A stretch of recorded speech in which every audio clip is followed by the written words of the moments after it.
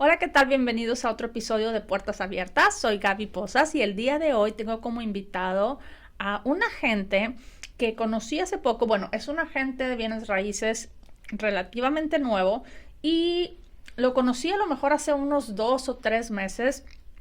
Y platicando con él y con otras personas, nos estaba contando un poquito sobre su historia y dije, la tenemos que escuchar porque es realmente una historia, no sé cómo decirle, muy inspiradora, pero también de esas historias que dices, cuando a mí me la contó dije, wow. En fin, bienvenido, Muchas Luagni. gracias. Verdaderamente es un placer estar aquí. De verdad es un honor y te agradezco mucho la invitación, la verdad. Y sí, mi historia, yo pienso que para algunas personas puede ser inspiradora y puede motivarlos a luchar por sus sueños y, o sea, ¿por qué no intentarlo?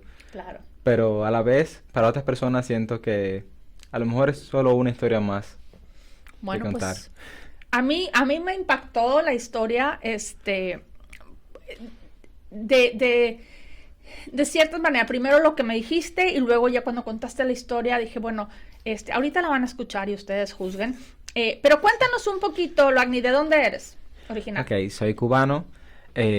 Nací en mi bella isla de Cuba y vine a los Estados Unidos en marzo del 2022. No Y nos digas llevo... todavía. Sí, todavía voy a dejar lo importante para Sí. luego. Llevo en el negocio de bienes raíces desde junio de este año, por lo que prácticamente soy un agente nuevo, pero bueno, rodeado de excelentes compañeros, en una compañía que lleva más de 14 años en el negocio, por lo cual he estado bien acogido y siento que todo marcha muy bien. Perfecto. Luagni, ¿cuánto tiempo tienes aquí en Estados Unidos? Tengo alrededor, así que arribé al país en marzo del 2022. Del O sea, 2022. unos 3 años y medio aproximadamente. ¿Qué hiciste antes de que te convirtieras en agente de bienes raíces? ¿A qué te dedicabas? Bueno, nuestra comunidad hispana podrá saber que una vez que llegamos al país, todo es un poco complicado porque tenemos que abrirnos pasos y intentar hacer las cosas correctamente siempre. Siempre les recomiendo, hagan las cosas bien, trabajen con seriedad. Hice de todo un poco verdaderamente. Hice mucho food delivery, hice Uber, DoorDash. Trabajé en una compañía que vendíamos seguros de salud, de Marketplace, Ajá. Obamacare. Luego trabajé en una fábrica de... Hacíamos las bolsas de comidas para perros, Pepsis. Era Ok. una fábrica que convertíamos como... se llaman extrusoras las máquinas. Convertimos Ajá. pequeñas resinas, bolitas de resinas, Ajá. en rollos enormes de 2 toneladas. Y ahí estuve trabajando mucho tiempo en turnos de 12 horas. Wow. Trabajábamos de día, de noche, de 6 de la tarde a 6 de la mañana por meses. Y era bastante complicado. Y ahí trabajando, ¿sabes cuando sientes que tienes que necesitas un cambio en tu vida? Ujú. O sea, como que dices, esto no puede seguir, o sea, ahora tengo la fuerza, pero no quiero hacer esto toda mi vida. Claro. Pues acaba el tiempo, porque manejaba aproximadamente 40 minutos a este lugar a trabajar. Trabajaba por 12 horas, turno fuerte, con calor extremo, más de 100 grados. Wow. Y cuando terminábamos de trabajar, regresaba a mi casa y puede que durmiera 4 o 5 horas, pero aprovechaba y estudiaba 2 horas. Entonces estuve haciendo mi curso, los cursos calificativos para real estate. Ok. Me tomó alrededor de 2 a 3 meses, o sea, no me enorgullezco del tiempo, pero fue la única forma en que podía, porque no podía dejar de trabajar para estudiar. O Claro, sea, porque no podía tenías estar que en un pagar. aula Ajá. 8 horas al día. Entonces tenía que sacar mi tiempo de noche, de día, en mis breaks, en los descansos. Sacaba el tiempo para estudiar un poquito. Y gracias a Dios pude obtener mi licencia y mi vida ha cambiado. Ha dado un giro de 360 grados. Oye, eres muy, muy joven. ¿Cuántos años tenías cuando llegaste aquí a Estados Unidos? Tenía 21 años. ¿Qué hacías en Cuba antes de venir para acá? Bueno, en Cuba yo solía ser estudiante de medicina. De medicina. Ah, pasé como acá es como el high school, allá es Ajá. diferente grado educacional, Ajá. pero pasé mi preuniversitario y luego entré a estudiar medicina. ¿Cuántos Pero años hiciste de medicina? creo que terminé hasta el segundo año. Allá Segundo se año. estudian 6 años la carrera de Ujú. medicina y luego tienes que hacer como Las- una especialidad o hacer Ajá. un trabajo comunitario para La que te den el residencia, título, la sí. residencia, algo así, como una residencia. Y estuve aproximadamente 2 años, 2 años, incluido que una vez que me gradué o sea, del pre, de la universidad, del Ujú. preuniversitario, tuve que pasar un servicio militar obligatorio, Ok. que en mi país aún existe eso, un servicio militar obligatorio que me alejó un año de los estudios, de todo. O sea, me desvincularon totalmente de mis proyecciones, de lo que quería hacer. Ajá. Y luego mi segundo año pasó junto con el COVID, Ok. 19-20, entonces también estuve haciendo como pesquisas en la calle. O sea, el estudio me atrasó un poco. Ajá. Más la difícil situación, que todos creo que no es un secreto para nadie que pasa en mi país hoy en día, fue complicado. Entonces tenía que estudiar, estudiaba en las mañanas, iba a la universidad y luego en la tarde tenía un scooter, como un motorcito eléctrico, Ajá. y hacía domicilios, repartía comida para buscar dinerito de alguna parte. Así que en parte estudiaba y trabajaba un poco.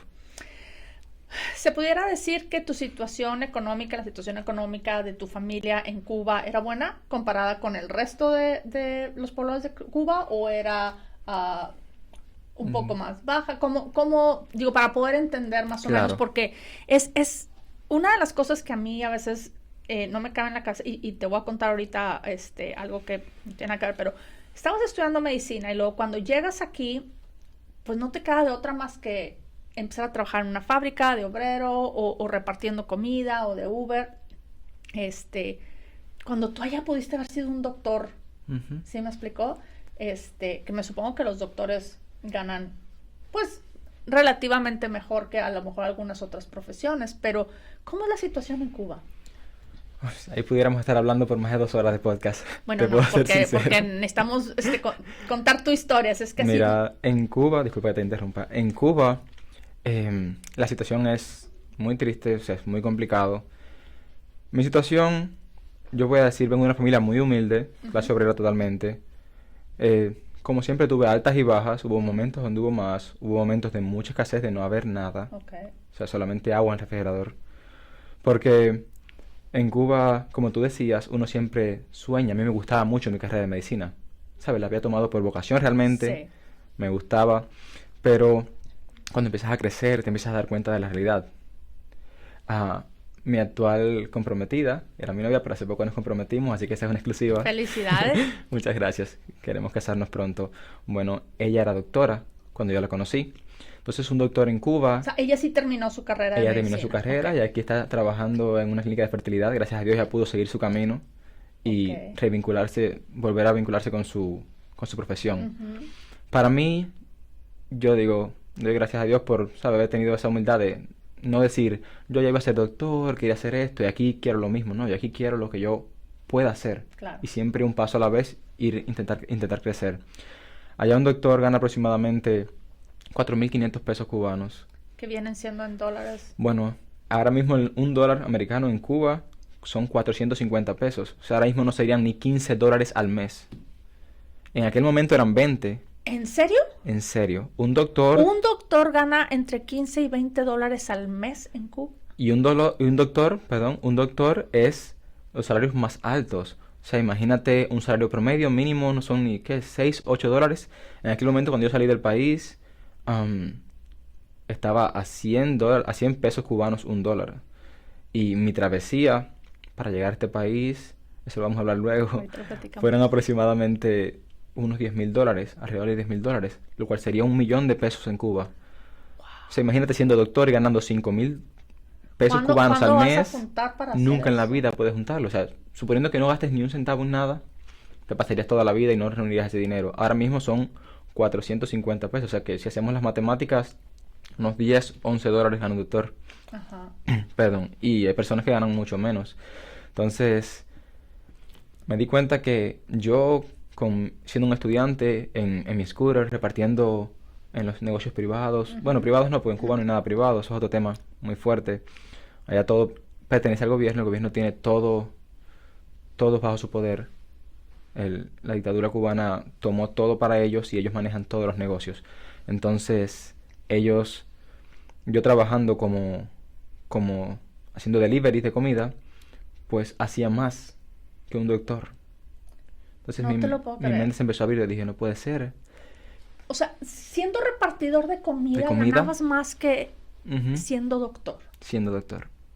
Es- Porque yo sacaba la cuenta, yo trabajaba haciendo las repeticiones de comida y cobraba unos 50 pesos cubanos Ajá. por delivery, a lo mejor, Ajá. a veces 25. Entonces yo decía, si hago 10 deliveries en el día son 500 pesos. Solamente en 20 días hice 10.000 pesos, hice el doble que hace un doctor, que se pasa noches sin dormir, situaciones terribles, guardias de 24 horas en un hospital, y el riesgo que corren, porque al no haber suministros, Ajá. no culpo a los profesionales. Hay excelentes profesionales en mi país, son muy buenos médicos, pero al no tener los recursos, se, se te limita tu conocimiento, o sea, no puedes hacer algo si no tienes. Sabes qué hacer, sabes Exacto. cómo hacerlo, pero no tienes los recursos, no tienes los materiales para poder hacerlo. Yo lo vi, estuve en los hospitales y llegar y decir, necesito operarme.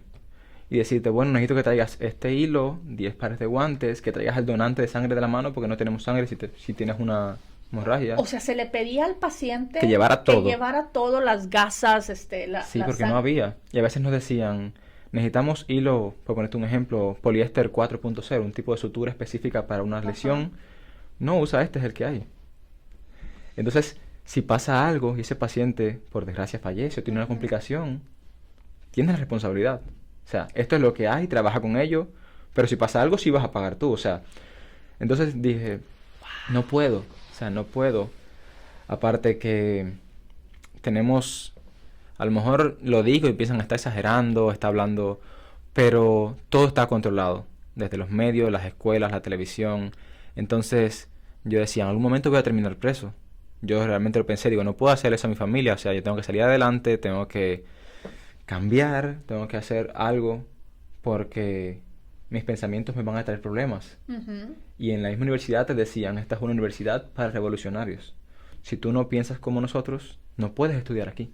O sea, no importa que te certificaras, estudiaras, tienes que decir y pensar lo que yo diga. Entonces, Y podías decir, sí, estoy pensando y digo lo que ustedes dicen, pero realmente internamente tenías otra mentalidad. ¿Se puede? normalmente, desde que eres niño, creces con ese tabú porque tu familia te inculcan ese miedo para protegerte. O sea, Claro. yo entiendo que no es para, simplemente es, no digas esto, no pongas aquello. Yo desde pequeño oía mucho como hip hop, Ujú. conciencia de raperos cubanos que protestaban Sí. en contra. Y eso era como manejar droga. O sea, no podías ponerlo en ningún lugar, tienes que tener el disco escondido. Si te encontraban que tenías un USB, ¿sabes? Una memoria con esa Ajá. música grabada, te repudiaban, te sacaban del trabajo. Simplemente tenías que decir sí y ir a las marchas voluntarias, pero te decían, si no vas a la marcha, no te apruebo la asignatura. O sea, realmente no eran voluntarias. Y a Nada lo es mejor ni voluntario. siquiera estabas tú de acuerdo por lo que estaban protestando, No, pero tenías que ir. tienes que ir obligatoriamente, porque dicen que es voluntario, pero pasan una lista y si no estás, de hecho te dicen, si no haces esto, pues lo lamento, porque llegan a ser hasta cínicos, perdón la palabra. Te dicen, lo lamento, pero creo que va a ser muy difícil que la especialidad que quieres te llegue.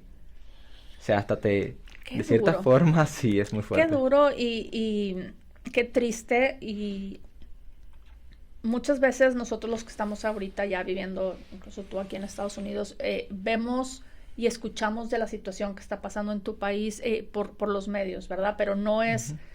yo creo que nunca se va a poder comparar realmente se, con lo que se vive, con lo que tú viviste en carne propia, Exacto. ¿verdad? Bueno, qué bueno que estás aquí, aquí en Sí. Estados Unidos, porque sí, qué difícil. Entonces, tú y yo platicábamos, Lagnin, cuando hace unas 3 semanas, cuando me contaste un poco tu historia, eh, les voy a decir qué fue lo primero que dijo.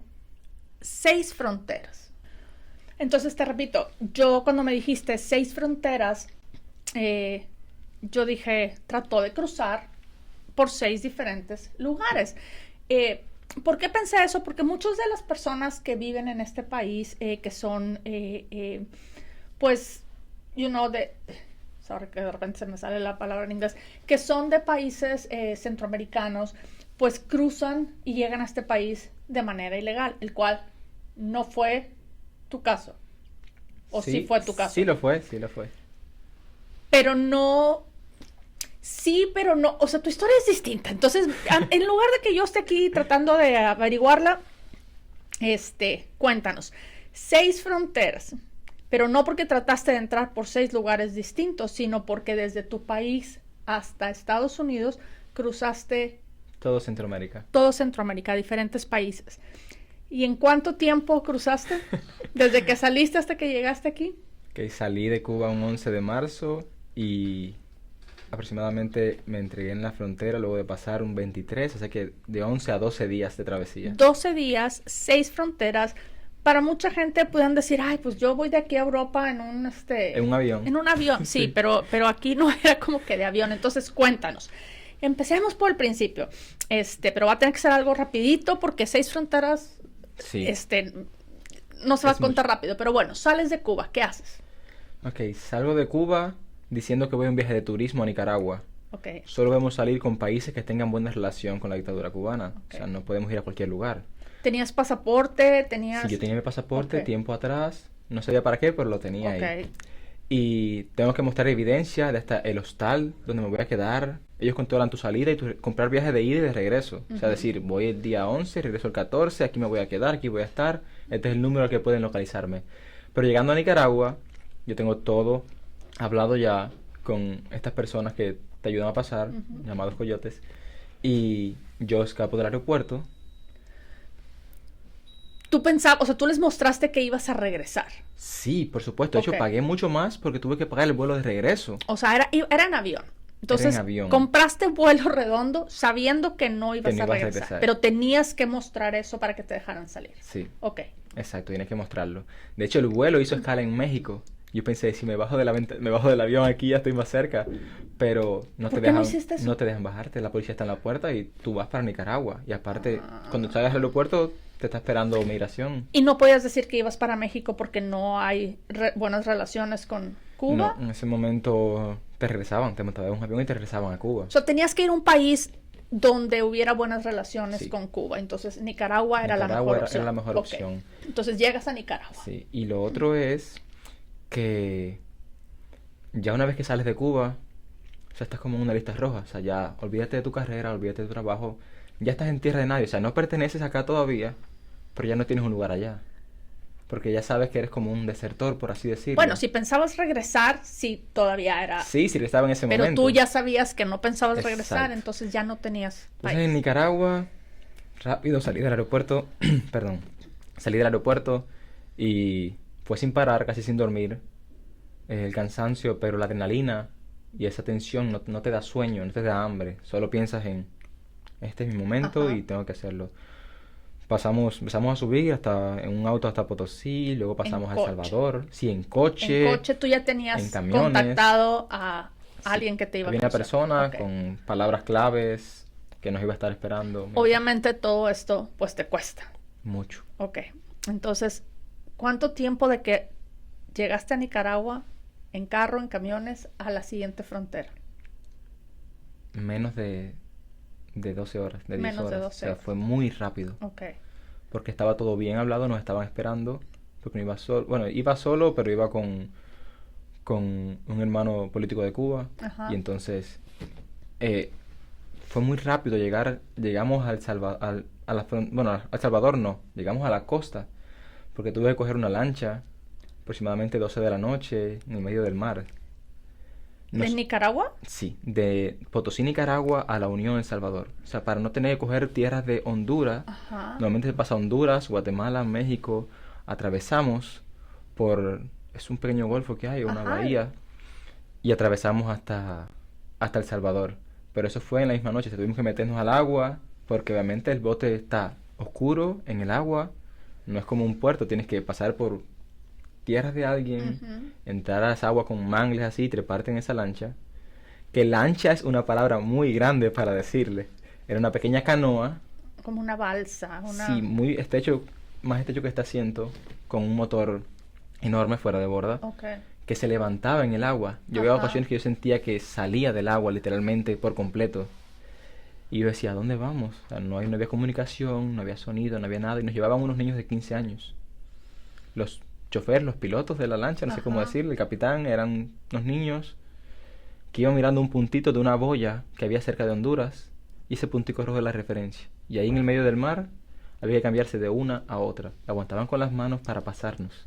Entonces, en lugar de seguir por tierra y atravesar otros países, deciden cortar. Para atravesar, ahorrar tiempo, ahorramos casi 2 días de travesía al hacer eso. Ahorraste pero entonces vas en la noche, te están llevando unos niños de 15 años, o sea, estás a disposición de estos muchachitos de 15 años que, pues, ¿cuáles aparatos de radiofrecuencia? Sino, había una boya, eso era lo que estaban ellos siguiendo. Ese era el punto. Y en algún momento se tuvieron que cambiar de una Hacer un balsa transbordo de una balsa a otra. ¿Por qué? Ah, ¿Por qué no siguió verdaderamente esa hasta...? No sé decirte si era por temas de combustible o era porque el otro conocía al lugar que íbamos a ir. En esas situaciones, mientras menos preguntes, es mejor. Porque mientras Ok. más sabes, corres más peligro. Sí, Recuerda que estamos en una tierra de nadie en ese momento. Nadie te conoce, no tienes un ID, estás huyendo de la policía. O sea, no puedes ni siquiera decir, policía, aquí estoy, porque si la policía te agarra, te regresan. Y entonces aparte no puedes regresar a Cuba no- porque ya es un desertor. ya no puedes regresar. Entonces tienes que tener mucha fe todo el tiempo y decir, para adelante, para adelante y para adelante. Y llevábamos, me acuerdo que yo llevaba dinero escondido en la ropa interior, detrás del cinto, dentro de las medias. Mi Ajá. mamita me había hecho como unos pequeños bolsillos Sí. para meter dinero. Porque si me revisan, si me sacan algo, no me puedo quedar sin nada. Porque imagínate quedarme en ese lugar Claro. sin nada. Hasta ahí llegué. Ahorita que mencionas el dinero, ¿traías maleta? ¿Traías una mochila? O sea, Una pequeña mochila con 2 pantalones, 3 camisas. comida. No, No nada. traías nada para... Nada, comprábamos lo que hubiera. Había lugares que parábamos. Este primer amanecer en El Salvador fue maravilloso porque ya dije, "Uf", fue un momento de calma entre toda esa tormenta. Ok, 12 horas en el agua. Ujú. No, en el agua fueron aproximadamente unas 3 horas, 3. pero se sintieron como una eternidad. O sea, Ok. no te puedo explicar. Entonces llegas a El Salvador. Llegó a El Salvador. Ok. Y dices que fue una maravilla ese amanecer. ¿Por qué? Porque entre todo eso, esa tensión, amanecimos en un lugar que los salvadoreños deben saber, se llama La Unión, El Salvador. Había unas zonas de montañas muy lindas. Ujú. Habían su playa con sus costas y ahí nos trajeron un desayuno típico de allí. Entonces tuvimos como unos 10 minutos de calma de desayunar, ver todo y respiramos. Ya luego de esos nos metieron en un carro, cabeza abajo, ellos un nudito en el piso. Ajá. No se levanten, no hablen, no digan nada. Si tienen estas necesidades ahí, o sea, no se muevan. El Salvador, la ventaja es que fue bastante pequeño y lo pasamos técnicamente rápido. ¿Cuántas horas? No te sabría decir porque es que ni reloj tenía.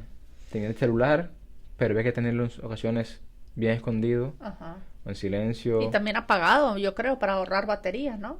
Exacto, porque era peligroso. Pero aún así, lo que te decía de por qué fue tan lindo, porque vi lugares muy bonitos. Mi isla está llena de lugares preciosos, Ujú. pero el cubano de a pie, como decimos nosotros, el obrero, no los conoce. O sea, yo vine a conocer lo que era un hotel o algo así, o lugares lindos, luego que salí de Cuba. Ok. Entonces yo nunca había visto algo diferente. O sea, naces en tu ciudad y te mueres en tu ciudad y Oye, entonces los suben al carro en El Salvador, no se muevan, agáchense. Si necesitan ir al baño, no van a poder ir ahí donde están. no podemos parar. Ok. ¿Hacia dónde iban? ¿Cuánto tiempo duró esa travesía? Dices que no sabes porque no traías reloj, pero ¿a dónde Eran llegaron? muchas horas. O sea, te bajabas acalambrado, las piernas no las sentías, fatigado. ¿A dónde llegaron después de El Llegábamos, Salvador? ellos tenían como pequeñas casas o moteles, este tipo de moteles de carretera donde van las parejas y ahí nos escondían por algunas horas. En El Salvador todavía. Sí, en El Ok. Salvador. Ok. Luego entonces, para pasar de El Salvador a fue Honduras o Guatemala, pasamos en un camión. Tuvimos que ir a un camión, en la troca. Sabes que los camiones tienen como unas pequeñas camas Ajá. para que los conductores duerman. Sí. Debajo de esa cama hay una pequeña gaveta de unos, puede que 20, 30 centímetros. Y hay un pequeño estante también. Ahí nos teníamos que meter. O sea, cuando dices camión, no es un autobús de pasajeros No. donde dices, oye, voy en mi asiento. Era lo que le llaman aquí los 18-wheelers, un tráiler. Un tráiler. Y donde duerme, la cabina donde duerme el conductor o a veces el pasajero, o sea, el copiloto, que se turnan para manejar. Ahí es donde iban Ahí, tú en y tú ocasiones y el otro íbamos sentados muchacho. ahí Nosotros fuimos poco tiempo solos porque luego ellos te ponen más personas. O sea, a veces íbamos 12, 13, 14. ¿Cómo cabían? Tenía que caber. De hecho, o sea, te metían uno arriba de otro. O sea, no en la caja del tráiler. No, no, En esa delante, delante. Delante ahí íbamos todos apretados y cuando se podía, te sentabas en la cama. Ajá. Habían zonas que eran más tranquilas, pero cuando había un retén de la policía o había que pagar un peaje o algo así, teníamos que desaparecernos. Porque ¿Cómo se...? Bueno, yo nunca he estado la cabina de un tráiler o de un 18-wheeler. ¿Qué tanto espacio? 12 personas. ¿Cómo se esconden 12 personas?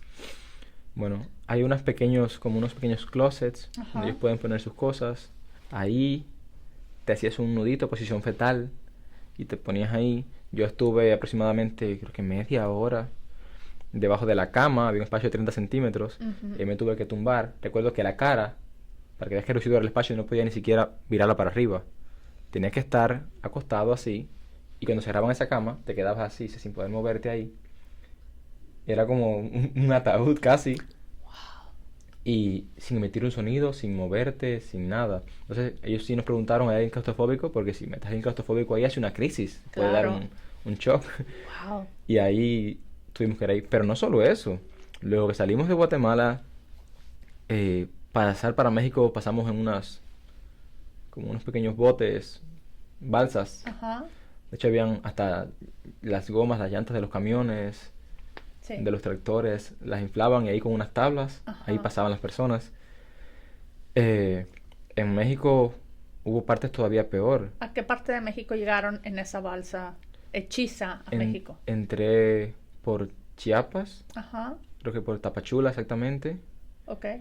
y recuerdo haber estado en México cuando que yo no conocía casi nada, pero recuerdo que fui a DF, estuve en Ciudad de México, estuve en Monterrey, Ujú. aproximadamente ahí fue donde estuve casi 3 días en una choza, y luego nos dijeron que nos iban a pasar por Piedras Negras, pero al final fue por Miguel Alemán, creo que nos dijeron, pero al final nunca supe porque es que no sabes. Y Te voy a preguntar algo porque, bueno, pues yo soy de México. Dices que llegan por Chiapas, que está al acá sur, al sur. ¿Por qué no siguieron por agua y cortaron por todo el Golfo? ¿Por qué se metieron? Porque me dices que al DF, que es al centro, y luego Monterrey, que es al norte, y luego... ah, ¿por qué no siguieron? Si lo hicieron en otros países para ahorrarse ese tiempo, ¿por qué no lo hicieron?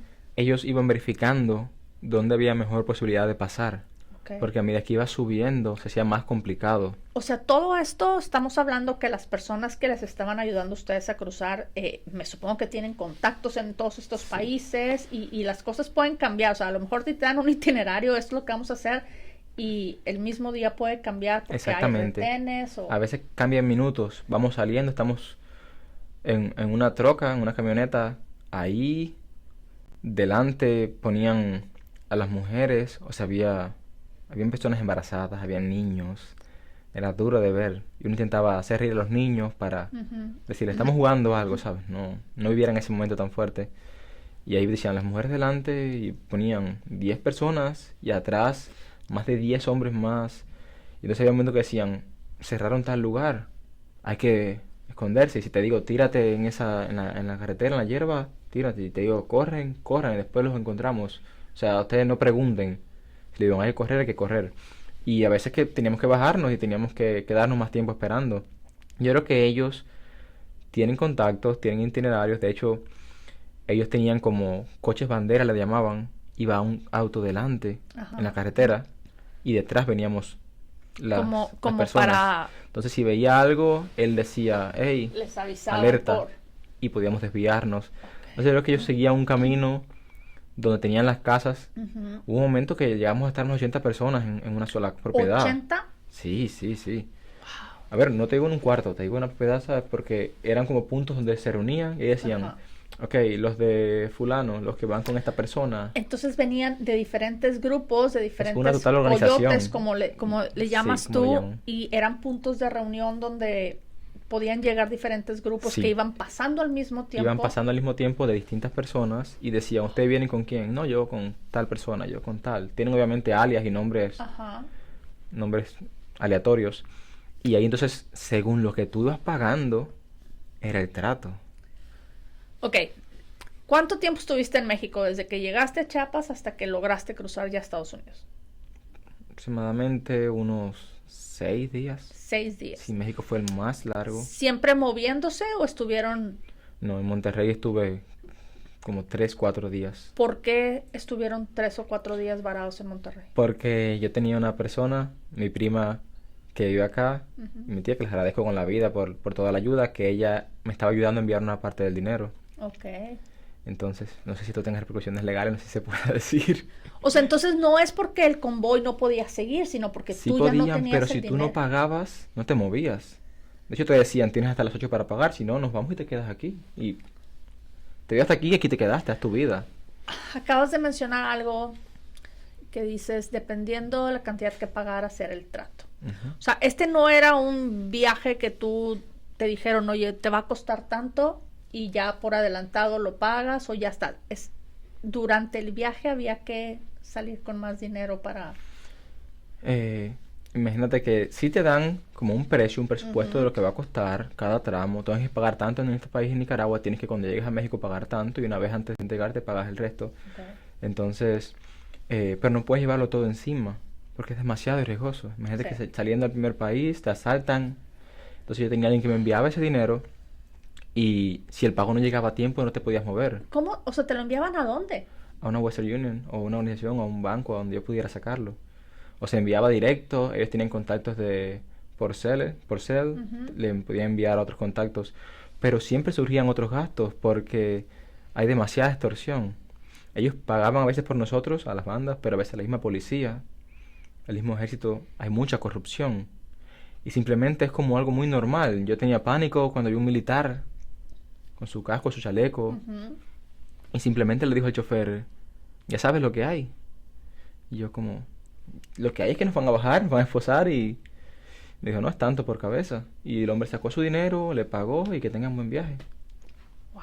De hecho, ahí pasé un terror porque él le dice, dime la verdad, si yo entro y reviso, ¿cuántos vienen?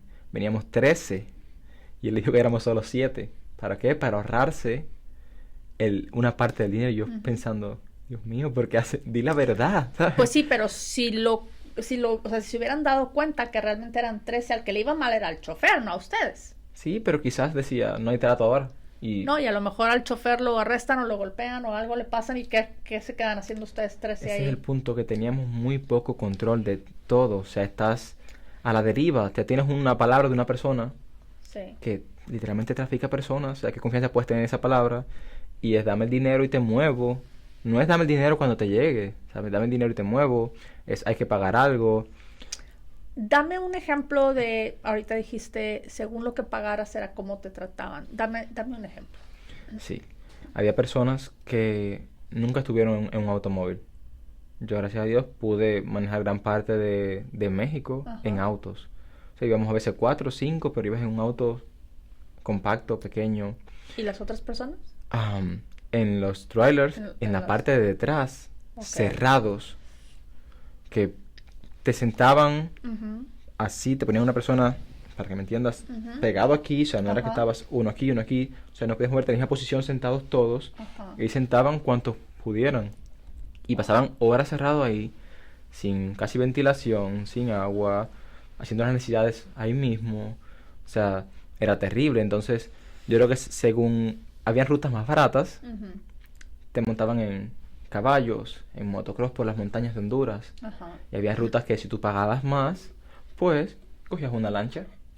O, incluso en México hay personas ya más adelante que tomaron hasta aviones en México para moverse del DF a la frontera norte. Ok. Tomaron un avión. Comida, también era distinta según lo que pagaran o ahí sí a todo el mundo le daban. A mí, ellos mismos nos compraban la comida. A Ok. veces si queríamos un snack o algo, uno lo podía pagar si tenías el dinero. Pero ellos nos daban una comida. Ellos paraban y nos traían comida. Pero, ya te digo, en ese momento es tan surrealista todo que lo que menos te preocupa es qué voy a Comer. comer, Tú lo que ¿sabes? quieres es ya estar... Es la tensión, es el miedo y lo más que... Recuerda que yo venía y no es a dónde vas, es todo lo que dejas detrás. Eso también. O sea, todo estaba allá, Estaban abuelos, mamá, papá, mi pareja, todo el mundo estaba allá, hermanos. Entonces, dejas todo detrás y sales sin saber a qué te vas a enfrentar, solo con un sueño, con un plan de hacer algo. Oye, se nos acaba el tiempo, entonces vamos a seguir ya la ruta. Llegas a Monterrey, dices que luego pensaban que por Piedras Negras y luego al final de cuentas no sabes por dónde cruzaste, pero cruzaste a Estados Unidos, ¿cómo y a qué ciudad? Cruzamos tarde en la noche, creo que era de madrugada, tuvimos que cargar nuestro bote nosotros mismos. Y recuerdo que cuando pasé, yo veía el puente, las luces del puente fronterizo a mi izquierda, pero no sabíamos dónde estábamos. De hecho, pasamos como en tres grupos, Ajá. porque no cabíamos en el bote estaba a ras del agua, con 10 12 personas, era un botecito pequeño. Y nos decían, no hagan gritar, no hagan llamadas, no celebren, porque si los descubren ustedes aquí, ustedes están de este lado ya, pero aquellos que están allá, aún están en tierras mexicanas y lo pierden todo. Claro. Entonces, una vez que pasamos, eh, no sé si fue cerca de Brownsville, Ujú. Texas, en esa zona, Laredo bien, pero entramos por parte, empezamos a caminar, solo nos dijeron, sigan recto, y cuando vean una carretera, están en Estados Unidos. Ya ahí te abandonan, ya ahí te dejan solo, y yo entré por una propiedad privada. Era una finca, un terreno, donde veíamos perros ladrar, donde... Y uno no sabe, o sea, tenías que... Corre, corre, corre, no mires atrás y corre. O sea, una vez que te cruzan y que ya estás en Estados Unidos, ahí se acabó el trabajo de los Ya, coyotes ya se acabó el y ya trabajo. eres tú. Recuerdo que nos dijeron, si los atrapan, digan que entraron por Miguel Alemán. Pero obviamente ellos, era una forma, es lo que yo me imaginé, una forma para despistar. Ujú. Ellos no quieren que los oficiales fronterizos sepan por dónde están cruzando las personas. Entonces, Claro. digan esto y como uno no sabe ni dónde está. Entonces salimos y recuerdo que caminé alrededor de 3 millas. Caminamos mucho tiempo Ujú. buscando. Y cuando vimos al primer oficial de la frontera, yo más bien corría a los brazos de él. Las personas dicen, yo huyo de la policía y yo estaba desesperado porque me agarraran ya. O sea, ok, tienes toda la razón. La mayoría de la gente dice, híjole, está la policía, lo que no quiero es que me vean. Tú cuando lo viste, fuiste y te entregaste. Sí. ¿Por qué te entregaste? ¿Cuál era la intención? Sabemos que mucha gente es lo que menos quiera, pero ¿por qué te entregaste? Porque es la única forma que digo, todo depende del proceso, cada proceso es diferente, Ujú. pero es la única forma que tenemos de luego poder hacer un proceso legal. O sea, si tú no tienes unos cargos en tu contra, no puedes luchar contra ellos. Pero que no cuando te entregas lo, digo, yo me imagino, no, no sé, por eso te pregunto, pues te deportan, No, ¿no? porque en el caso de nosotros los cubanos, creo que ahora también Venezuela, Piden puede que Haití, asilo. Nicaragua, nosotros hacemos un proceso que es un miedo creíble. O sea, yo simplemente no vengo huyendo de Cuba porque la economía es mala, porque hay pobreza. Yo vengo huyendo porque en mi país hay un gobierno dictatorial con el cual yo no estoy de acuerdo y corro peligro ya. Entonces, yo al entregarme, yo vengo pidiendo un asilo Un político. asilo político. Entonces, yo llego y les digo que estoy aquí, ellos te encierran, o sea, Ujú. vas a una cárcel, a un centro de detención, pero luego te vas a una corte, a un juez, luego presentas tu caso, por qué estás. Entonces, ellos deciden si te pueden deportar, por supuesto. De hecho, puedes estar aquí ya. Pero el punto fue que yo me entregué para poder hacer ese proceso y decir, Ajá. estoy aquí porque está pasando esto y yo necesito pedir ese asilo. Gente que venía de otros países donde no hay el gobierno que hay en tu país, eso de entregarse no les sirve, No, ¿verdad? para nada. De Ok. hecho, ni pasan por lo mismo pasamos nosotros, porque no cumple objetivo cruzar el río. Ellos prefieren ir por el desierto, por zonas más alejadas, Ajá. para estar lo más lejos posible de la policía. En mi caso, yo quería que me encontraran, hacer este proceso, estuve 3 días en detención Ok. y luego me liberan como con un parol, que es como si fuera un permiso o algo Ajá. así. Luego tenía que, o sea, muchos salíamos con grilletes, otro yo tenía con un teléfono, tenía que hacer un registro biométrico cada semana, presentarme a una oficina de migración, o sea, iban chequeando. La Ok. ventaja es que al ser cubano tenemos un beneficio que el resto de hermanos no tienen, que es la ley de ajuste cubano. Es una ley federal que si eres un cubano que entró con este permiso, porque hay otros documentos que te pueden dar, Ujú. o fianzas, o estar preso 8 meses. Si sales con este parol y tienes estás un año ininterrumpido en el país, no puedes poner un pie fuera ni un segundo porque ya no vuelves a entrar. Y obviamente no tienes delito, ni siquiera un ticket por ir a exceso de velocidad, nada. Puedes pagar para obtener tu residencia, tu green card.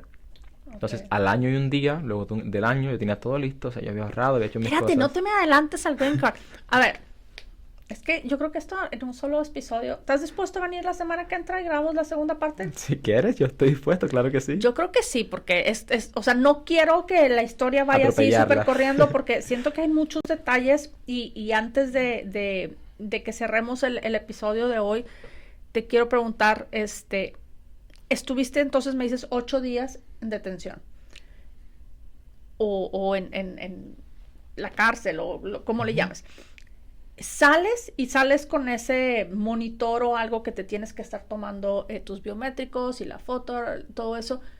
Pero ¿a dónde sales? O sea, ¿te dan un lugar a donde ir o estás a la merced de lo que tú puedas, Depende. En mi caso, tenía familia que me acogió en su casa. Ok. Gracias a Dios. Estuve unos meses en casa de una tía mía.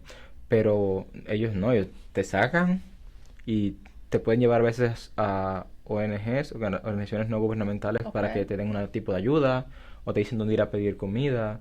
Pero ellos te llevan en un autobús y te liberan en un lugar y ya estás en las calles de Estados Unidos, Y ¿sabes? ahora sí es a lo que tú Lo que puedas, tú donde puedas. puedas conseguir donde Si dormir, tienes un qué amigo, comer. si no tienes nada, si no vas para un refugio, tú ya eso es tu problema. Ya ver te paso en este país. Imagínate que llegamos como bebés, porque todo es nuevo. O sea, lo mínimo que tú has visto aquí que es normal, para mí es como empezar de cero, es volver a nacer en otro lugar. Mi última pregunta de la primera parte, y eres el primer invitado que va a tener 2 partes en su entrevista, pero siento que está muy, muy interesante. ¿Sabías inglés cuando llegaste aquí? No, tenía una base, Ujú. porque como te dije, estudié un poquito, pero el inglés que nos enseñan es el básico de saludar, Sí, preguntar la edad, número de teléfono, eso es un inglés básico. Entonces sí practiqué bastante, o sea, fue otro desafío, pero tienes que aprender inglés. O sea, claro. para mí no era yo tenía un cierto nivel, por eso te digo, fue un poco más fácil. No voy a decir que llegué en cero, porque pienso que es más difícil, y ya llegué con 21 años, o sea, ya no es como un niño que aprende más Claro, que fácil. aprendes rápido. Ujú. Ok, bueno, vamos a cortarle aquí Ok. porque siento que todavía nos falta bastante, bastante de la Y eso historia que hemos ido recortando. y hemos ido recortando. Entonces, bueno, la siguiente semana vamos con la parte 2, la parte 2 del episodio de Loagny, y hijo, cuando me contó la historia también me la contaste así muy, muy rapidita. Muy rápido. Pero ahorita que estoy escuchando los detalles, estoy así como que agobiada, cansada y siento que yo también hice la travesía de los 13 días. Pero bueno, te veo la próxima semana con la segunda parte de la historia y quiero que nos cuentes un poco la próxima semana ya cómo empezó tu vida aquí, qué hace todos estos años y por supuesto vamos a hablar un poco también de real estate, de tu prometida porque te acabas de comprometer y me gustaría saber un poco de tu familia y de las cosas que dejaste allá en Cuba. Pero eso lo dejamos para el siguiente episodio. ¿Te parece? Claro que sí. Muchísimas gracias por acompañarnos. No se pierdan la segunda parte de esta entrevista. Va a estar muy, muy interesante. Y los vemos la próxima semana en Puertas Abiertas. Gracias, Loagny. Muchas gracias a ti, todo un placer.